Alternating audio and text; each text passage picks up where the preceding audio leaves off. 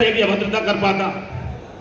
तो अब आखिरी समाज के लोगों से मैं रास्ते पर चर्चा करता आया, मैं देख रहा था, मैंने क्योंकि फेसबुक का और इसका व्हाट्सएप का जमाना है, मैंने यूट्यूब चैनलों पर देखा है पूरे देश में ये शर्मसार करने वाली घटना का वीडियो वायरल हो रहा है और हर शर्मदार व्यक्ति मुक्ता राजा में अपनी बहन, अपनी मां और अपनी बेटी के रूप में देख रहा है। तो मैं पत्रकार बंधुओं के माध्यम से सतीश गौतम जी से सीधा सवाल करना चाहता हूं, क्या वो भी एक शर्मदार व्यक्ति की हैसियत से इस प्रकार देखना चाहेंगे? यानी वो एक शर्मदार व्यक्ति की हैसियत से कुछ सेकंडों के लिए अगर वो शर्मदार व्यक्ति हो जाएं और वो भी मुक्ता राजा को अपनी मां या बहन या बेटी के रूप में देखें तो वो कैसा महसूस करेंगे? तो मैं अपने समाज से ये कहना चाहता हूं कि मैंने सुना है तो इन सांसद महोदय ने समाज के लोगों का बहुत उत्पीड़न और शोषण करने का काम किया है।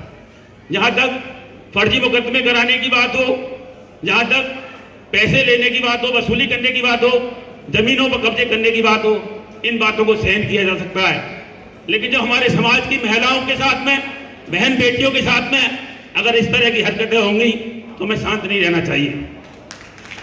मैं निश्चित रूप से मैं अखिल भारतीय वैश्य महासम्मेलन का राष्ट्रीय कार्यकारी सदस्य होने के नाते भी आप लोगों को ये विश्वास और भरोसा दिलाना चाहता हूं कि मैं राष्ट्रीय कार्य समिति में इस बात को रखूंगा और 28 अक्टूबर के लिए हम जो है लखनऊ में एक बड़ी रैली कर रहे हैं वैश्य समाज के सम्मान में, तो निश्चित रूप से मैं इस बात को अगर आप लोग कहेंगे तो वहां भी रखूंगा।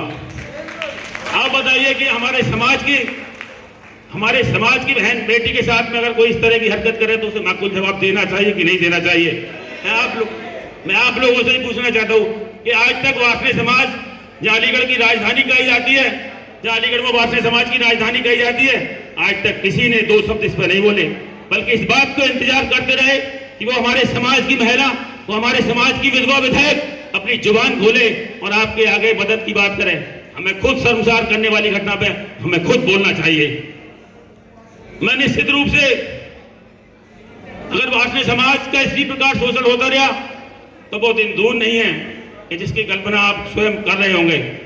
आज भारतीय जनता पार्टी की बात करें तो भारतीय जनता पार्टी उस प्रकार से उस घटना के भारतीय जनता पार्टी के सैनिक जो वहां पर मौजूद थे वो इस प्रकार से देखते रहे जैसे दुर्योधन चीरहरण करता रहा और बाकी की उनकी सेना देखती रही। माननीय प्रधानमंत्री जी का मैं आभार व्यक्त करना चाहता हूं कि उन्होंने बेटी बचाओ का नारा दिया, लेकिन उन सांसद महोदय ने उस नारे में एक शब्द और जोड़ने का काम किया कि हमसे।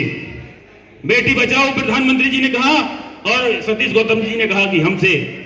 उन्हें पता नहीं है शायद। हम ओम बिरला जी से भी ये निवेदन करना चाहेंगे, हम प्रधानमंत्री जी से भी ये निवेदन करना चाहेंगे कि आपने संसद में जो कानून पास किया नारी बंधन, क्या ये नारी बंधन है? आप अपने सांसदों को समझाने का काम करते कि ये नारी बंधन की जगह नारी भंजन करने का काम कर रहे हैं।